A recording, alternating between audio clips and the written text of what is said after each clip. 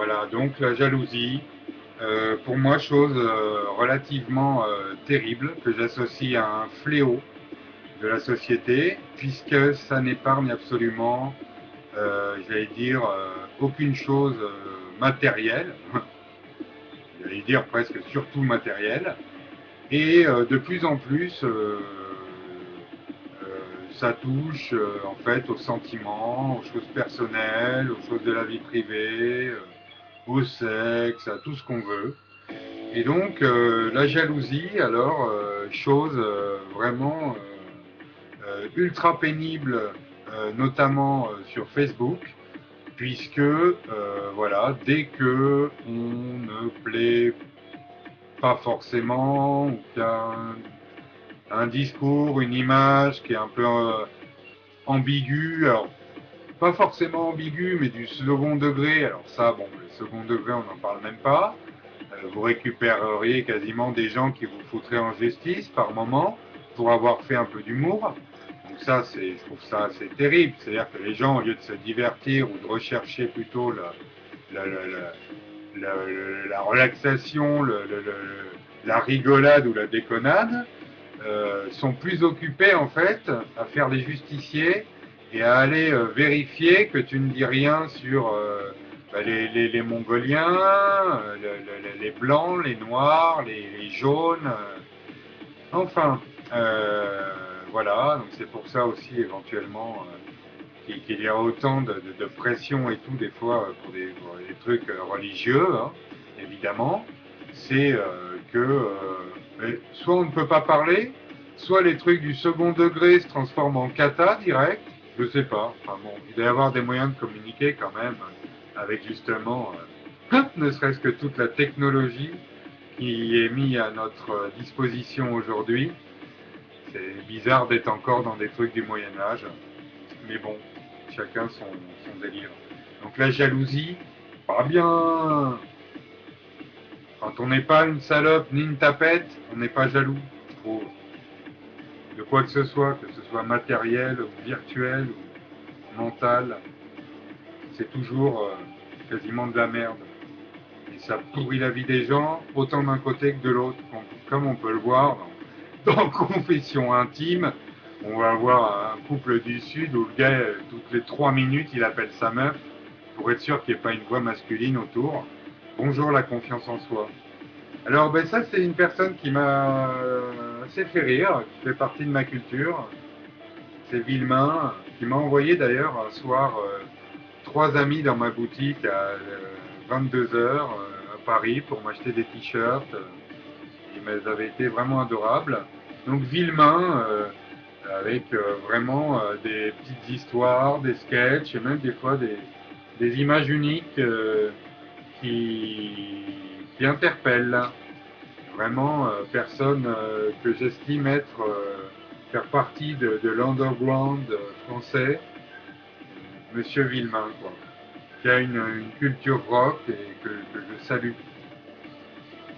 Alors Terre sauvage, ben oui, deux choses que j'aime, la Corse et puis la beauté de la nature, notamment là représentée par les dauphins. J'ai été, comme tout le monde, hein, c'est pas du sentimentalisme, touché par le Grand Bleu à l'époque. Bon, il y a des choses vraiment ravissantes hein, dans la nature. C'est impossible à nier. C'est pas ce commandant-là qui le nierait en tout cas. Voilà. Donc une BD, alors c'est très rigolo de voir son petit bonnet rouge, mais cette fois version en fait version BD.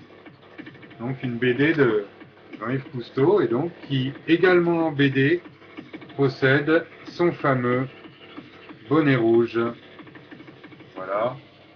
Et bon, c'est un sauvetage d'Otari par exemple, pas mal de choses que la Calypso en fait euh, faisait, sont, sont mises en scène dans cette bande dessinée.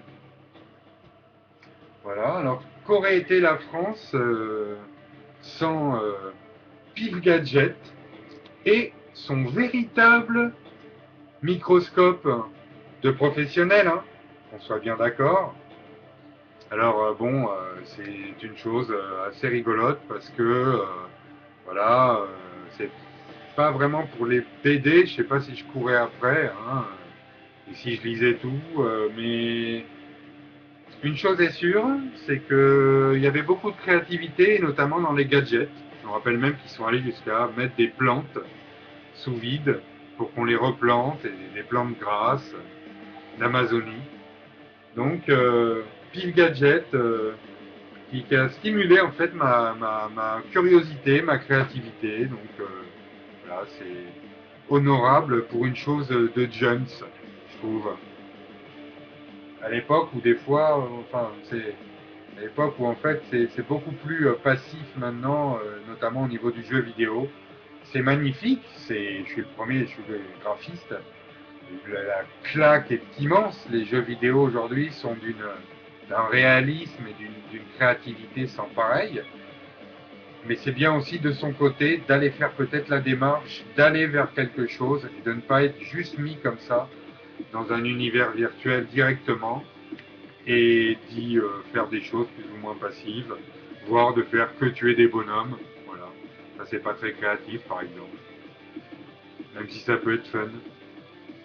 Voilà, alors les top modèles, bah, toujours pareil, hein, sûrement ce qui a fait vendre le plus de papier au monde. Voilà, c'est toujours dans, dans tout en fait les journaux. Que ce soit un journal qui est spécialisé dans le féminin, ou Le Point, l'Express ou n'importe quoi, les top modèles, truc de malade au niveau papier. Télévision, avec Jean-Luc Delarue, Arthur, voilà, ben en fait, télévision et argent. Donc une chose avec laquelle je suis d'accord, qu'avait sorti Michael Youn à la télévision justement, mais je ne sais plus sur quel plateau et je ne me rappelle plus de la chaîne, c'est qu'à la télévision apparemment, sauf encore une fois si on a besoin de jumelles, de microscopes ou juste simplement de lunettes, donc plus il y a d'argent en fait, plus ça pue et c'est de la merde. Et c'est ultra dur de dire le contraire, à part quelques exceptions près comme Arte, des émissions comme Trax, enfin bon, il y a quand même des choses sympathiques, mais alors la télévision, vraiment une calamité, puisqu'en plus tous les jeunes suivent l'exemple hein, de les ch'tis à Bollywood et compagnie. Alors ben, cette personne, voilà, je pense que la France, pareil, un peu comme Coluche, enfin, du jour au lendemain, en perdant Louis de Funès, euh, c'est pas simplement Saint-Tropez qui a dû être endeuillé. Alors ça, c'est un livre que moi qui suis pas ultra lecteur, je l'ai lu, je crois même en bouffant. J'arrivais pas à m'arrêter de sortir de voilà le truc d'Alan Dean Foster, donc Alien, avec un film dont les premiers extraits étaient passés dans Temps X à l'époque, avec notamment l'œuf et le facehugger qui jaillit à la tête du cockpit de l'astronaute, du casque de l'astronaute. Donc terrible. Bon, ça, inutile de vous dire, tout fait partie évidemment dans le film de l'imaginaire et ça a marqué gravement tout ce que j'ai fait par la suite sûrement et tout ce que je suis. C'est évident qu'il y a des choses qui vous mettent une gifle dans la vie. Et là, notamment encore, la beauté, par exemple, de la nature. Donc le Maroc, un pays en fait où beaucoup de Français vont et même achètent des résidences secondaires et tout, et qui doit être vraiment, je pense, splendide sous plein d'aspects. Voilà, donc un des coups de cœur des Français, c'est le Maroc. Et notamment, j'ai eu des amis qui avaient des proches à eux qui louaient des surfs sur la plage d'Essaouira. Donc le Maroc, sûrement avec beaucoup d'activités aquatiques, la pêche, on n'en parle même pas, c'est quand même une tradition, et pas que pour la sardine. Donc sûrement un pays avec des couleurs redoutables en plus, donc pour quelqu'un qui est un peu attiré par l'esthétisme, le graphisme ou les couleurs ou le changement. Donc Terre sauvage avec un animal que j'affectionne particulièrement. Voilà, là il est polaire, mais bon, c'est peut-être mon animal préféré avec le requin, notamment le requin blanc, c'est l'ours en fait. Et vraiment, les deux sont dans une drôle de passe en fait, puisqu'en fait, vraiment en extinction et très, on va dire, traumatisé au niveau de l'espèce. Donc James Dean, alors voilà, je le montre parce que bon, c'est une légende, voilà, qui est vraiment pas trop de ma génération à moi. Mais par contre, il y a une chose qui est rattachée à lui, et que je vendais en fait dans mon magasin à Paris, c'est des t-shirts.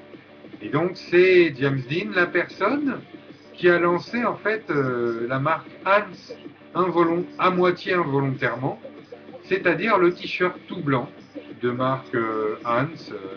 Il y a eu Fruit of the Loom qui sortait exactement le même à l'époque. Et on va dire que il a été porté par Michael Jackson au cours d'un vidéoclip aussi. Je pense qu'il avait déjà été pas mal ravalé au niveau du visage à ce moment-là. Mais je le vois très bien avec un t-shirt totalement blanc. Et donc là-bas, la marque Hans, qui a ses usines au Portugal, en ce qui concerne l'Europe, et qui est réputée parce que c'est une marque de sport, et donc ce sont des t-shirts assez indestructibles. Hein. Au niveau du contrôle de qualité, notamment américain, ils sont sans pitié, et c'est sûrement pas des t-shirts que vous ne gardez que 3 ans. Vous les avez quasiment 6-7 ans.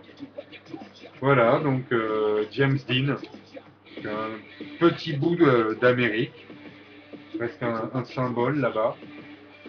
Série, ben voilà, moi j'en suis plus dans les deux sens du terme. C'est-à-dire que j'ai eu Le Prisonnier, La Quatrième Dimension, Les Mystères de l'Ouest, Mission Impossible, Amicalement Vôtre. J'ai eu plein de séries à l'époque, j'ai pas eu l'impression qu'elles m'ont rendu con, qu'elles étaient débiles, qu'elles se ressemblaient à chaque épisode, qu'elles étaient exprimées dans un français lamentable. Je pense qu'il y avait de... Je m'excuse bassement. Elles avaient notamment au niveau de l'expression un bon français. Elles savaient se renouveler. J'ai regardé même à l'époque les premiers épisodes de Dallas, de l'homme de l'Atlantide aussi par curiosité. Voilà, en fait, c'était un phénomène qui est né un peu comme ça, avec Dallas, Dynasty, Mission Impossible, tout ça, c'est les pionniers. Et aujourd'hui, il y a des séries sur tout, quasiment tout, depuis qu'il y a Buffy contre les vampires. D'ailleurs, ils en parlent dans celui-là. Voilà. Par contre, je suis étonné parce que j'ai l'impression que maintenant, c'est de la série pour de la série et qu'il n'y a pas grand-chose en dessous, y compris ne serait-ce que, je sais pas, l'humour, comme avec le Cosby Show ou Arnold et Willy ou ça. Donc les séries, c'est devenu un business qui est quasiment à la hauteur, non, qui est même, je suis inconscient moi, au niveau financier, mais qui est peut-être au-dessus même des longs métrages d'Hollywood. Moi, je pensais pas, je pensais que ça resterait parallèle et annexe, un peu comme le court métrage. Et en fait, les séries, ça a tout pulvérisé, petit à petit, avec des gens comme X-Files, qui ont, qui ont tout, qui ont presque terrorisé les chaînes au niveau de l'audimat.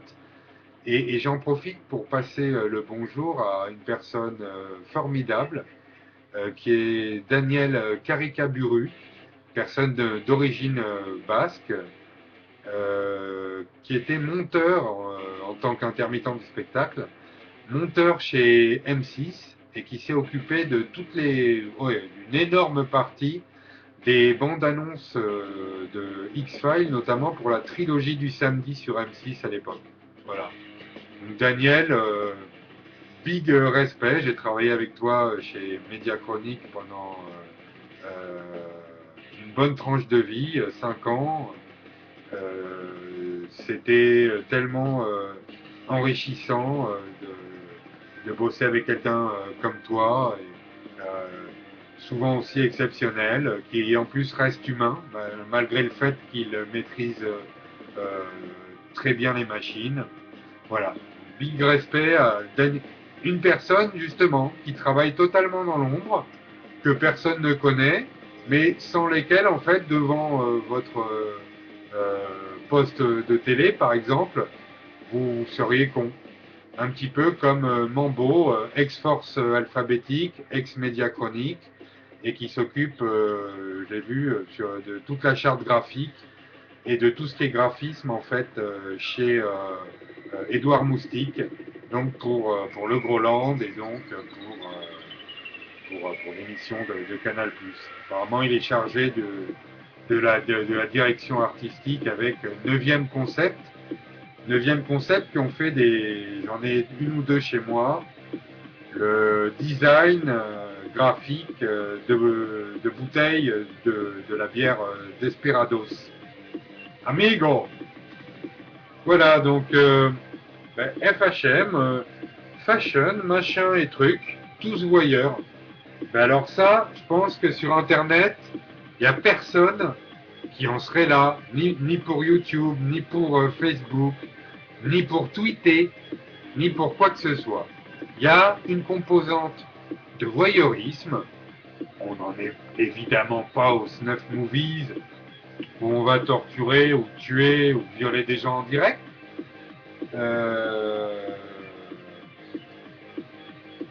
Et c'est un début.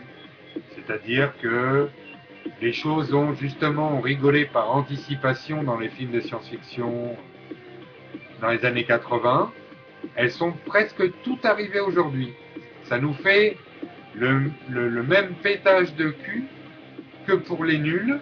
C'est-à-dire que les nuls, à l'époque de Canal, faisaient des fausses pubs et des choses qui aujourd'hui nous arrivent en live. Au niveau flicage, au niveau grotesque dans la consommation et compagnie. C'est-à-dire que eux-mêmes, les nuls, s'ils sont sincères avec eux-mêmes, aujourd'hui, en sortant certaines choses, alors qu'ils étaient excellents et que je suis big fan, ne feraient plus rire, parce qu'en fait, ça nous arrive en live. Voilà. Ça, c'est le double effet qui se coule. C'est la lame à double tranchant, quand on sort des trucs et tout, et en rigolant des fois, et que 10 ans après ou 20 ans après, il nous arrive. Ça s'appelle l'ironie du sort ou du destin.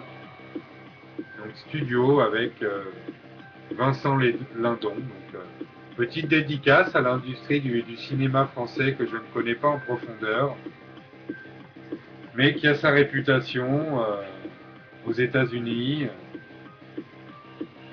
Des gens comme Robert De Niro, qui malgré le fait qu'ils aient leur restaurant, plein de trucs à New York et compagnie, sont des gens attachés à la France et dont le père, qui est peintre, a exposé au musée Matisse, il me semble, et voilà. C'est Olivier Straker qui a accompagné Robert De Niro au cours de cette visite dans la Côte d'Azur. Voilà, donc Olivier Straker qui est responsable de la Zombie Walk de Cannes et également artiste en latex, en effets spéciaux, notamment en latex. Il est aussi créateur de monstres, bon, voilà, et réalisateur de courts-métrages. Je tiens à le saluer. Il m'a permis de participer à la Zombie Walk de Cannes et c'est vraiment des moments inoubliables qui sont sur YouTube. Hein. Vous n'avez qu'une chose à faire, c'est de taper Zombie Walk de Cannes et éventuellement Zombie Walk de Nice, puisqu'il y en a eu une qui a été organisée par Anastasia Lady Ardania. Et donc, voilà, c'était un petit coucou en fait à Olivier Straker, donc, et à Nathalie Picolette aussi, qui est actuellement en Martinique. Donc USA Magazine, donc c'est que juste pour montrer qu'en fait USA Magazine est donc vendu en France.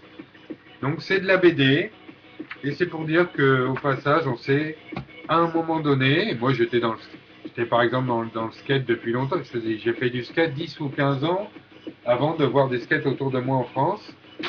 C'est pour dire que tous, avec le snowboard, avec plein de choses, on s'est fait un petit peu américaniser. Et si je parle de musique, de punk, ou de hip-hop, ou de graffiti, ou pour parler des États-Unis, c'est évidemment pas que ça. C'est que, par exemple, à Paris, à un moment, voilà, il fallait tous s'habiller en américain. Alors, soit c'était en rappeur, après ça a été en skater. Mais je veux dire, au bout d'un moment, les Perfecto, par exemple, branchouilles du rock, bon, bah, sont tombés, qu'il y a toujours eu des modes vestimentaires et des choses, et que notamment au niveau vestimentaire, la mode à un moment, elle s'est carrément américanisée. Hein. Ce n'est pas Monsieur Desproges qui nous dirait le contraire, lui qui était si acide, si incisif. Je crois qu'il n'y a pas eu plus noir par moment que cet homme-là. Donc Pierre Desproges, une personne, pareil, comme Coluche pour moi, ou Thierry Leluron, qui, une fois qu'elle est partie du paysage audiovisuel français, ça nous a fait en fait comme pour Gainsbourg, il manque une case. Alors Desproges, bah, c'est simple, j'écoutais ces réquisitoires du tribunal des flagrants délires le soir quand j'habitais dans le 18e pour m'endormir avec Stéphane Hervé qui qui logeait dans l'autre pièce et on mettait ça et en fait on n'y arrivait pas, on avait des fous rires jusqu'à 4 du mat. Euh, Grand monsieur et qui évidemment aurait pu siéger mais alors 1000 fois à l'Académie française et qui mériterait 15 000 fois la Légion d'honneur pour sa maîtrise notamment du français, rien que pour ça. Pierre et sa culture, ça va presque de pair, avec des gens aussi sûrement perfectionnistes et maniaques, euh, et simples à la fois, ce qui est un total miracle, ce qui ne serait impossible. Ce serait une personne comme Desproges serait presque impossible aujourd'hui, quasiment. Elle est tellement talentueuse qu'elle se la jouerait au moins un petit peu.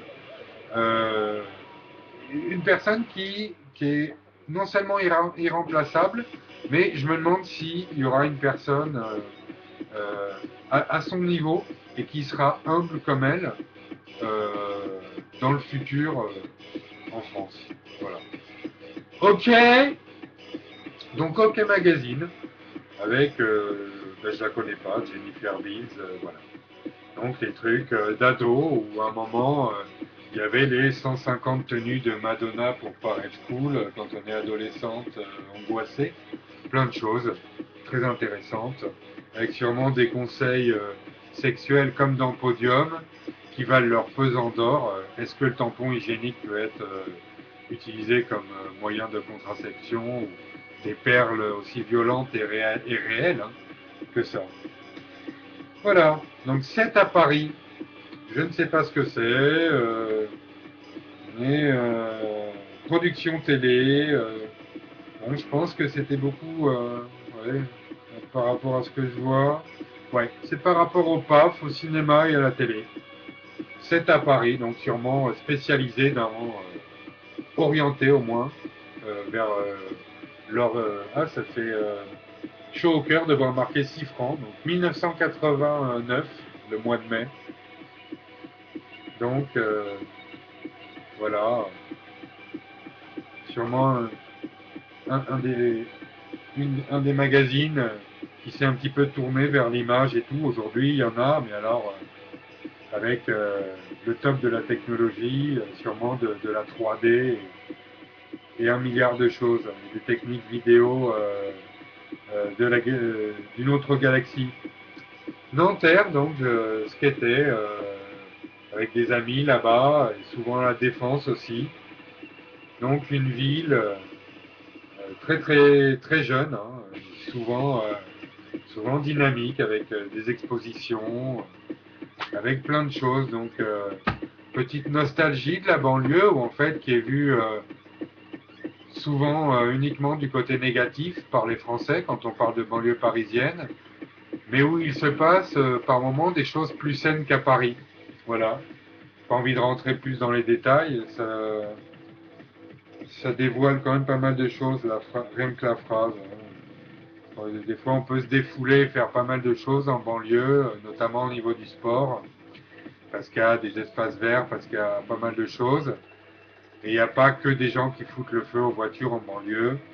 Heureusement, il y a des activités autres, et que malheureusement, à Paris, une fois dans le béton, euh, je peux en parler, il est difficile de réaliser.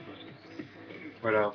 Donc l'hormone de la violence, donc moi j'ai été un petit peu passionné à un moment par ça, avec des films comme Orange Mécanique et plein de choses. C'est que, voilà, merde, qu'est-ce qui peut se passer dans la tête des gens pour que notamment des pères de famille complètement normaux ou des mères de famille exemplaires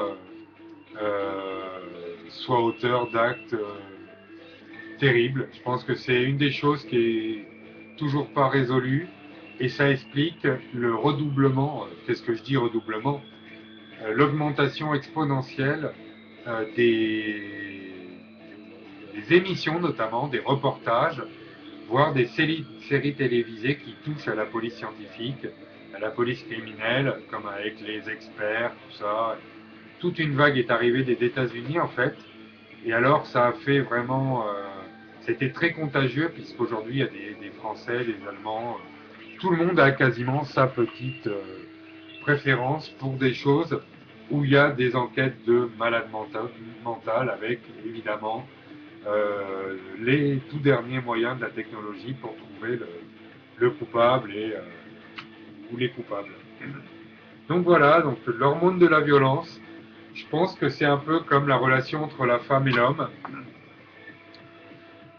C'est des choses qui font partie encore du mystère, en fait, des mystères du cerveau humain et qui est pas résolu tout de suite, quoi.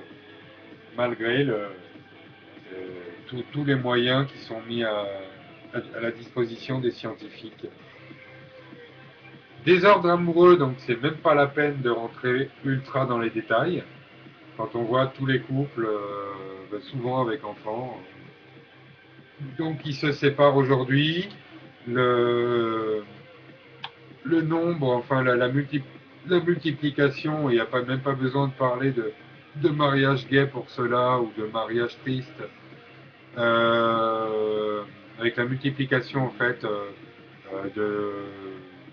des gens qui se tournent vers le même sexe en fait pour vivre de l'amour, de la tendresse, de la complicité et puis qui revendiquent aujourd'hui le droit d'avoir des enfants. Moi, personnellement, ça ne me dérange absolument pas. J'ai toujours trouvé, même depuis adolescent, que chacun fait ce qu'il veut euh, de sa bite et de son cul, oui, d'accord, mais de sa vie, de son attirance, de ses sentiments et tout ça.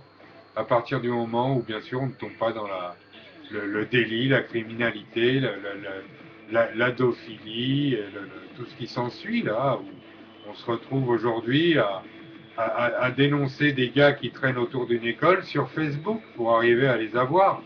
Et là, pour moi, c'est un des seuls points positifs de Facebook. C'est que peut-être éventuellement, de temps en temps, un gros dégueulasse comme ça, ou quelqu'un qui explique à des jeunes comment fabriquer une bombe, ou comment faire le justicier dans des manifestations politiques et comment se faire casser la gueule ou aller à la morgue pour une idéologie de merde, tous ces gens-là, là, qui en plus ne sont pas censurés sur Facebook, je dois avouer que ouais, c'est c'est tous les mœurs en fait hein, qui ont fait qu'aujourd'hui plein de choses ont changé à plein de niveaux et je trouve que ça c'est quand même une pièce très importante et sans même parler d'échangisme ou de petits jeunes euh, on va dire garçons qui s'orientent vers des cougars ou de nanas qui aiment faire l'amour avec aujourd'hui plusieurs garçons, que ce soit un par un ou dans la même soirée. Là, c'est pareil, c'est comme pour la police scientifique, évidemment. Tous ces comportements-là, des nanas qui se font 18 gars en un mois, tous les cas de figure qu'il peuvent y avoir, des mecs qui se font que des cougars, et tous les trucs un peu en vogue et à la mode. Bon, c'est, Et puisqu'on parle de tout ça, voilà l'église. Donc l'église en question. Donc je trouve qu'en fait, c'est un petit peu comme les Noirs ou plein de choses encore en France où il y a une liberté. L'église, on peut se foutre de sa gueule. C'est vrai que là, c'est pas comme certaines autres communautés où en fait tu récoltes des emmerdements directement. Je sais pas, il peut y avoir pas mal d'exemples. Dieudonné en est un beau.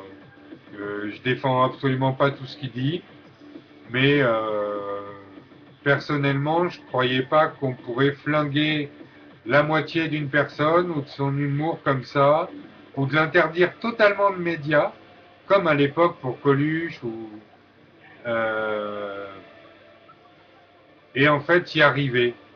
Je croyais qu'au bout d'un moment, en fait, il y avait des lois ou des règles qui faisaient que on faisait la part des choses et que en fait on ne laissait pas dégénérer, s'envenimer et devenir des choses, des monuments et se retrouver quasiment dans le grotesque avec des gens aussi talentueux que Dieu donnait.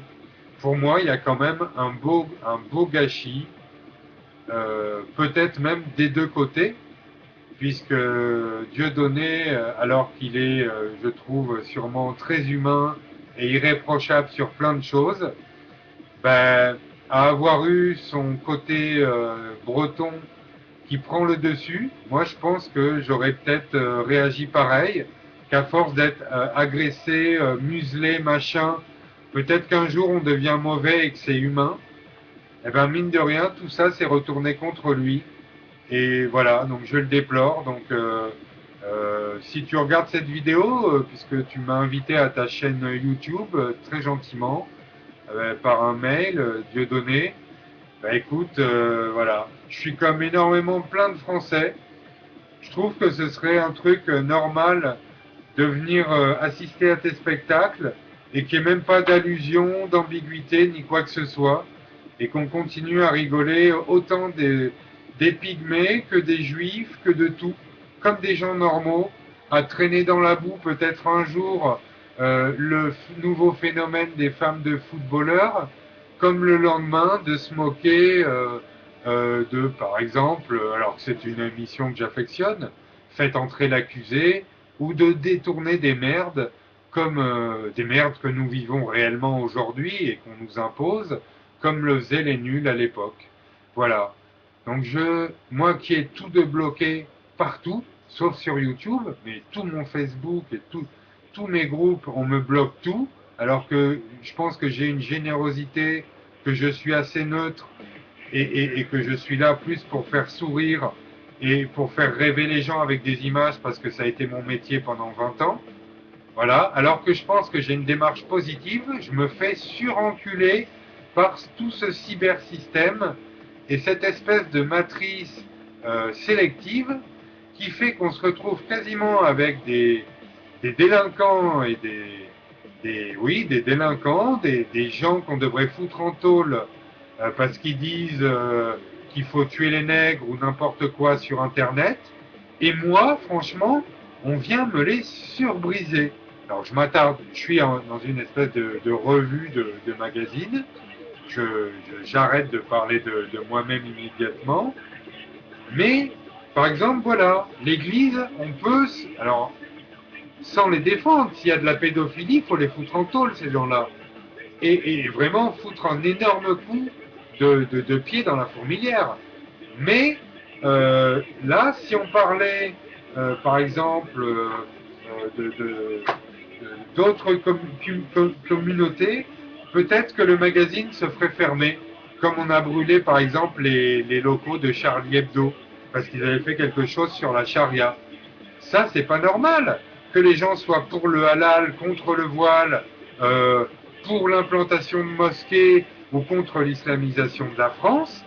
Mais putain, bordel, théoriquement, dans la loi, on n'a pas à aller jeter une grenade dans une mosquée et on n'a pas à aller incendier les locaux d'un magazine qui a parlé et au moins qui a eu les couilles. Puisqu'il y a aussi les gens qui n'ont pas de couilles et qui ne parlent de rien. Hein, ça peut être le cas aussi. C'est-à-dire faire comme le gouvernement, faire l'autruche. Et quand il y a un problème qui touche en fait, par exemple, la communauté juive ou la communauté arabe en France, ne pas en parler. Ou si tous les Français sont révoltés contre quelque chose, par exemple, qui touche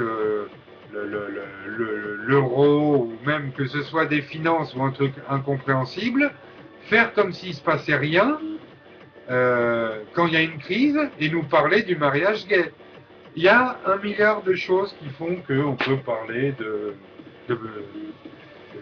choses et d'autres, mais que, mine de rien, il y a des sujets qu'on peut aborder et d'autres qu'on ne peut pas aborder. Et ça, avec la technologie qu'on a sous les mains, à l'heure où on peut quasiment envoyer un drone quelque part, faire exploser une maison et que éventuellement à la caméra on voit les bouts de cadavres exploser devant le seuil du palier de la maison, on est capable de faire ça technologiquement par satellite, par téléguidage et tout ce qu'on veut. Eh ben il y a quand même des sujets comme le viol, putain de bordel, avec toutes les nanas que j'ai entendu parler des viols qu'elles avaient subis ou n'importe, qui restent tabous. Et en fait, ou si on en parle, soit c'est nous qui sommes bâillonnés ou quasiment montrés du doigt comme des gros sales, et le jour où on essaye de dédramatiser, de désacraliser le truc, et parfois, pour exorciser une souffrance, puisqu'on souffre, d'essayer de faire un truc au second degré et tout, on se fait supprimer, désactiver nos comptes, et voilà. Et cyber-sodomiser. Voilà. Donc, ça, c'est un magazine qui s'appelle Computer Graphic World. J'en ai déjà parlé une fois. Excellent. Avec, à l'époque, sur le salon Imagina qui a lieu à Monaco, ce petit vieux-là, qui faisait une partie d'échecs, je crois, dans Central Park. Elle s'appelle comme ça, la séquence, et qui avait eu le premier prix, donc évidemment, parce que super, super bien réalisé. Et donc, une des choses qui a giflé la planète, puisque c'est le festival international de l'image de synthèse, Imagina à Monaco. Et donc ce petit vieux là, donc, qui avait fait le tour du monde parce que on voyait, on commençait à bien voir les cheveux et que la 3D commençait à le faire violent. Starfix, donc voilà, je m'attarde pas, avec Schwarzenegger en couverture. Donc sur l'anticipation, la science-fiction, le fantastique, ça va jusqu'au gore, et donc c'est un magazine qui s'était arrêté presque une décennie et qui a repris. Max, alors toujours pareil, hein, voilà, hein, quand on regarde ce qu'il y a dans la poubelle papier des Français, peut-être que une chose sur 5 concerne les top modèles avec une véritable fascination, donc qui est compréhensible. Hein. Moi, j'ai toujours été totalement, pas pour les top modèles, hein, mais passionné par le corps de la femme, voilà, par son regard, par ce qu'elle évoque, ce qu'elle symbolise, voilà, avec des planchers brans dedans, voilà. C'est un jour, en fait, une personne m'a donné une vingtaine de max pour récupérer, en fait, les photos. Et je dois avouer que je ne suis pas rentré trop dans les détails des articles. Je sais qu'il parle de tout, par contre, ce qui est pas mal, voilà, puisque sinon, il fallait faire un truc, évidemment, un peu plus axé sur les femmes, comme New Look, voilà, ou Playboy. Alors voilà, mais j'en parlais juste avant dans cette présentation de couverture de magazine. X-Files, donc qui a été une gifle totale, hein, avec même la musique qui était dans le top 50, j'allais dire, de la 6, du boulevard des Clips, à l'époque. Et donc, voilà, j'ai gardé quand même il y a quelques programmes télé qui sont thématiques. Ça peut être sur des proches ou sur d'autres choses que j'ai conservées. Voilà, que je mettrai sous plastique souvent, enfin sûrement bientôt, je jure. Voilà, alors film que j'ai pas vu, mais qui est sur YouTube éventuellement, si vous avez envie de le regarder. Je vais le faire bientôt. Il me semble qu'il y avait Depardieu avec. Hein. Donc, Les Misérables, adapté par le cinéma français avec Renaud à l'époque. Et j'en profite pour faire un hommage à mon grand-père, en fait, qui était mineur dans le Massif central, donc dans le Gard. Donc, qui a été mineur, puisque là-bas, il y a des régions minières, et notamment qu'il y a beaucoup de Polonais qui s'étaient installés pour aller travailler dans les mines de houille. Voilà, donc studio avec notre ami Junio qui a apporté, je trouve, énormément de choses à la France et pas seulement avec sa prestation dans Les Bronzés comme dirait l'autre. Donc ça, c'est une dédicace à Julien Bachelet. C'est un magazine pilote, donc il y avait une vingtaine de pages. Donc Tattoo Age, donc il n'est jamais sorti. Et il était la couverture sur Dennis Rodman, tatoué à l'époque. Voilà. Et donc c'est Julien Bachelet qui voulait lancer ce magazine français sur le tatouage, parce qu'il avait à l'époque sûrement les contacts, et qu'il a cette passion, en plus de celle de la vidéo et du motocross. Donc il est devenu réalisateur et il a travaillé sur un film avec Omar et Fred. Il a fait un court-métrage qui s'appelle Zombie, et vous pouvez le voir sur son Facebook notamment. Donc Julien Bachelet, comme ça se prononce, avec ET à la fin. Et donc avec lequel je risque de travailler dans la vidéo dans un avenir très proche, et qui est un ami de skateboard. Il faisait pas mal de choses, mais surtout de la grande rampe. Voilà, un ami de Versailles, enfin de Viroflay plus exactement.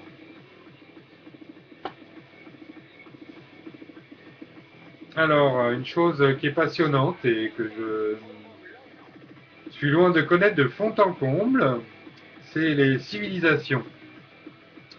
Alors les civilisations, bah, il y en a des franchement terribles, hein.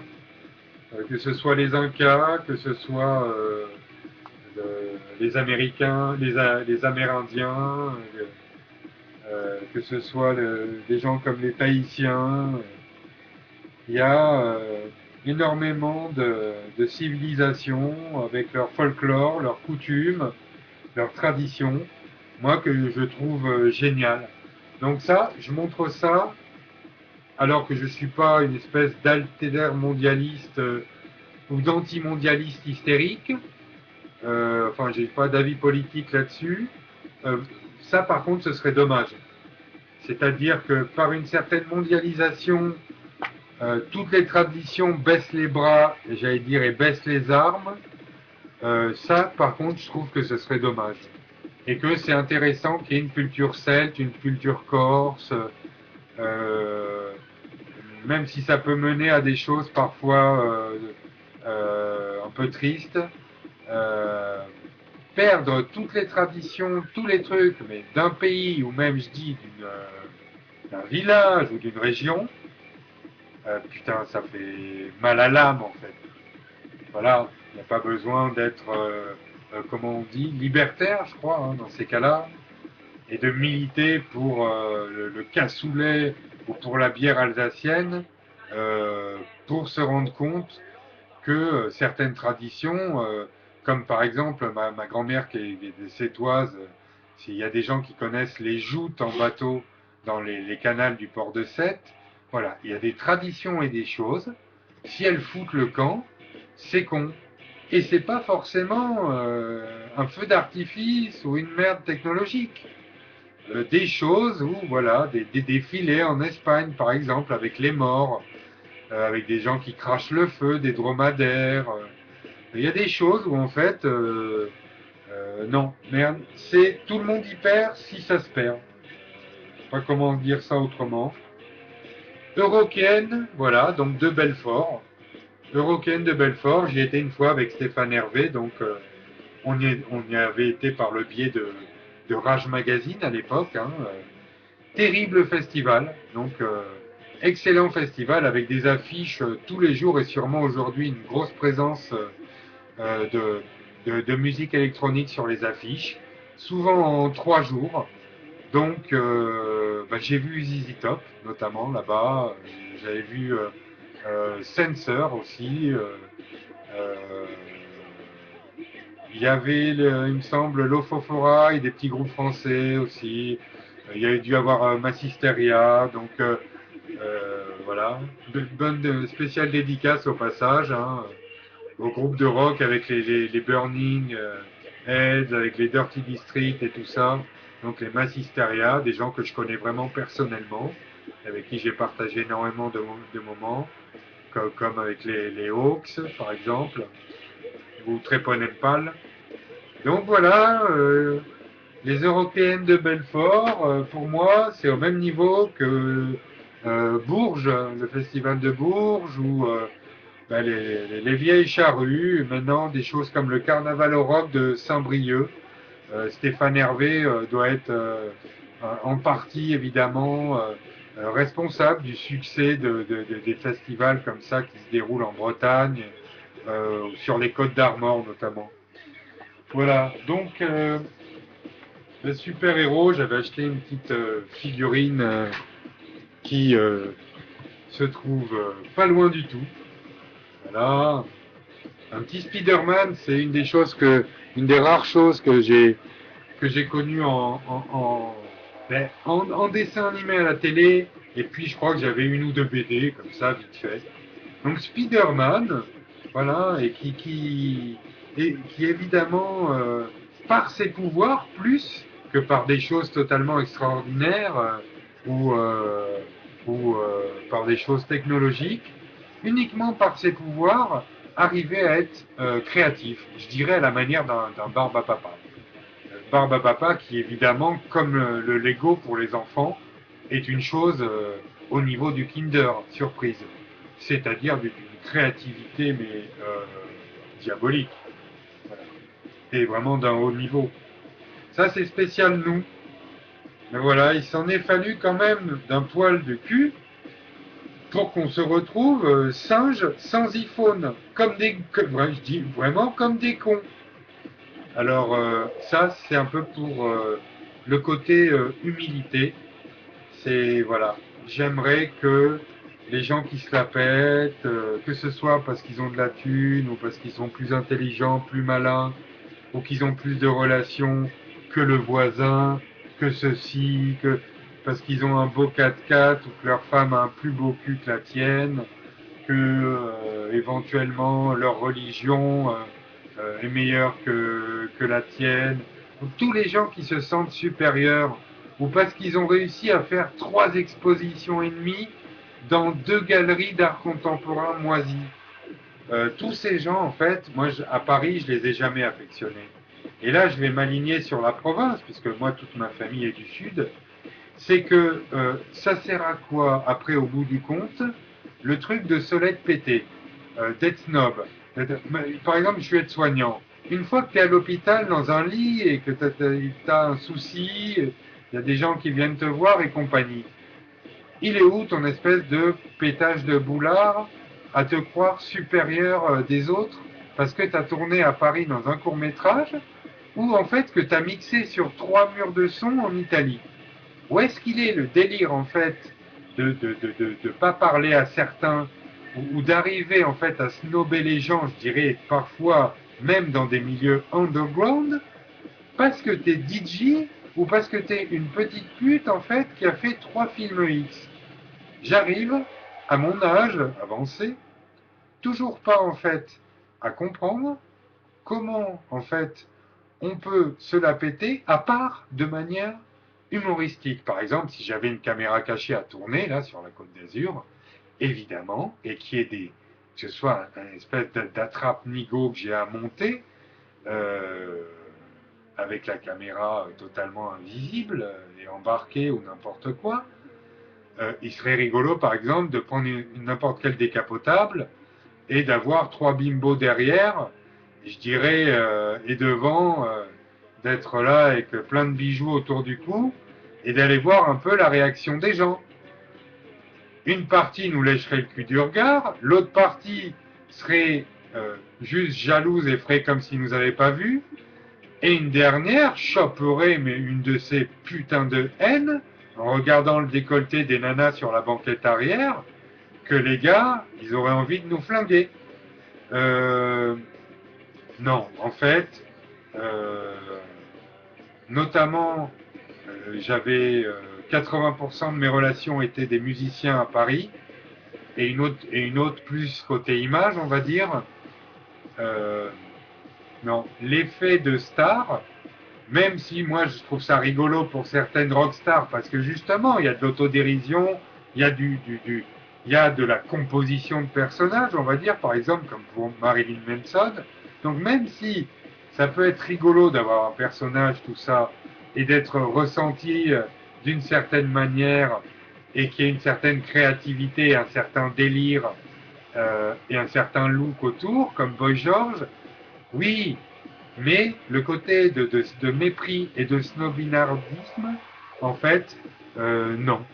Ça, que ce soit en France ou ailleurs, euh, c'est con. Et c'est vrai qu'à Paris, ça peut être une spécialité et qu'il y a des cercles un peu fermés, des circuits dans lesquels il est difficile de rentrer et un certain euh, concept d'élite en fait branchouille qui fait que certaines choses, c'est vrai par exemple, comme pour moi c'était mon cas, quand tu arrives de banlieue, quelles que soient les choses que tu fais parfois ou ton talent, il y a des endroits où tu peux toujours te toucher, tu n'y auras pas accès, à moins d'avoir de faire la bonne rencontre, dans une soirée souvent. Donc l'avenir et la carrière et le devenir de certaines stars ou de certaines personnes qui s'engagent en fait dans des milieux artistiques ou des milieux, on va dire, hasardeux, voire minés, donc où c'est une vraie guerre. Hein. Certains Français voient les intermittents du spectacle uniquement comme des branleurs. Pour certaines mères de famille, pour certains même acteurs célibataires ou n'importe, c'est une guerre au téléphone tous les jours, c'est un truc qui rigole pas du tout. Ils seraient peut-être vachement plus tranquilles, fonctionnaires ou je sais pas quoi. Donc, toujours pareil, en France, arrêtez de juger les gens au moins sur des choses que vous ne connaissez pas. Quand vous ne connaissez vraiment pas, franchement, aller ouvrir sa gueule à raconter que les artistes sont des feignants, que machin, faire des généralités à 2 balles, comme on en a fait, je vous dis, des fois pour justement des races ou des religions et tout ça, ça ne mène qu'à la sécheresse. Hein. Ça, toutes ces choses-là, d'étiquetage, d'empaquetage, de sectarisation, je dirais, de ségrégation, de racisme et tout, ça mène à quoi? Eh ben, c'est simple. Il faut juste aller dans son vidéoclub, en fait, le plus proche, et vous louez, en fait, American History X. C'est voilà, un long métrage américain avec d'excellents acteurs, notamment Edward Norton. Vous le regardez, vous verrez, elle est à la fin, la solution, hein, sur justement ce qu'il faut penser des gens sur Facebook, par exemple, qui ont des groupes qui racontent qu'en fait, un bon nègre est un nègre mort. Voilà, tous ces gens-là, quoi. Donc voilà, puisqu'on parle de ça, voilà. Donc, à la une, donc un magazine relativement ancien, donc sur Stalingrad, là. Donc qui était un peu spécialisé. Vous voyez, c'est que de vraiment comme vraiment de la vieille écriture de journal. Donc ça, il y a voilà des vieilles images la prise de Stalingrad, avec sûrement des snipers dans tous les coins, machin. Et je vous recommande notamment le film Stalingrad, qui est assez terrible et qui est un peu autour aussi des tireurs d'élite, qui est donc une des armes totalement imparables dans j'allais dire dans l'univers de l'être humain. Et donc il y a un reportage que je vais bientôt visionner là-dessus sur YouTube. C'est en fait sniper, je crois, c'est une arme irrésistible ou c'est quelque chose comme ça. Voilà. C'est marrant qu'avec justement toute la biologie, les armes chimiques, avec tout ce qu'on veut, ça reste une balle quand même, qui est un des moyens en fait totalement infaillible de se débarrasser d'une personne. Sachant que évidemment il faut la personne qui sache tenir l'arme et s'en servir pour cela. Alors je suis fan. Moi qui ne connais pas en profondeur tout le panel des magazines sur l'art, connaissance des arts, ça parle éventuellement des villes aussi, des styles, autant de styles de meubles pour les brocantes ou n'importe quoi, que d'expositions totalement nouvelles avec des écrans dans tous les sens. Donc, connaissance des arts, mais franchement, j'ai été très étonné parce que c'est vraiment une qualité.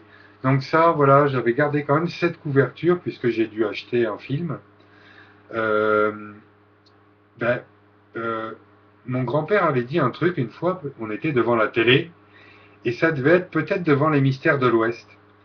Et il avait dit en fait, si les gens se mettaient des coups de poing comme ça en vrai, donc c'est-à-dire si ce n'était pas des cascadeurs et si les coups étaient vraiment portés, les gens se tueraient tous les 3 coups.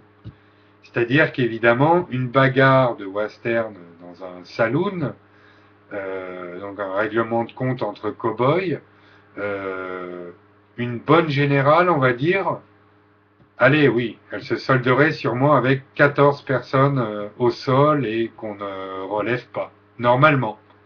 Là, en général, il y en a qu'un qui se relève pas et encore, il s'en jette un juste en se relevant. Il se jette un whisky et la plupart des gens, même je veux dire, en prenant une table sur la gueule, une table de saloon, n'ont aucun problème pour continuer à se battre. Alors voilà, mais il y a une différence, et là pour une fois, on ne parle pas d'armes à feu cachées dans les cités ou dans les caves. C'est que en fait, mine de rien, il n'y a pas sûrement des arts martiaux pour rien. Euh, Ils doivent être là pour quelque chose, ces arts martiaux. Une partie n'est pas pour faire du bien, évidemment, et avec une toute petite partie qui ne sert qu'à tuer, comme le close combat ou les choses de l'armée. Sûrement dans le Krav Maga, par exemple, il y a des prises qui tuent ou des coups qui tuent. Mais il est difficile maintenant de faire la part, on le voit bien avec les jeux vidéo et plein de choses, entre la réalité et la virtualité. Donc là, je voudrais m'adresser aux jeunes. C'est que oui, si vous avez un cutter, un pistolet à grenaille ou un couteau, c'est vraiment pas malin. Moi, j'ai jamais eu d'arme sur moi. Euh, euh, dans la rue, c'est pas marrant, c'est pas drôle d'avoir ça. Au lycée, encore moins. Et sachant que, est-ce qu'on peut dire à 100% que ça va rester dans le cartable ou dans le sac ou dans la poche et qu'on va pas l'utiliser. Donc ça, c'est déjà un truc débile. Mais il y a un truc encore plus débile, c'est par exemple croire qu'à plusieurs on peut lyncher quelqu'un comme dans un film et que le gars se relève. Non, si ça se peut, en fait, il reste dans le coma, il se relève pas, et dans la cour de l'école, vous allez voir débarquer en premier lieu, on va dire, les pompiers, pour sauver la personne et pour que l'adolescent ne meure pas. Et dans un deuxième temps, en fait, vous allez voir arriver la police, donc qui embarquera les responsables, qui auront sûrement été filmés par les caméras de surveillance du lycée. Et donc, c'est des gens qui vont se retrouver 10 ans en prison.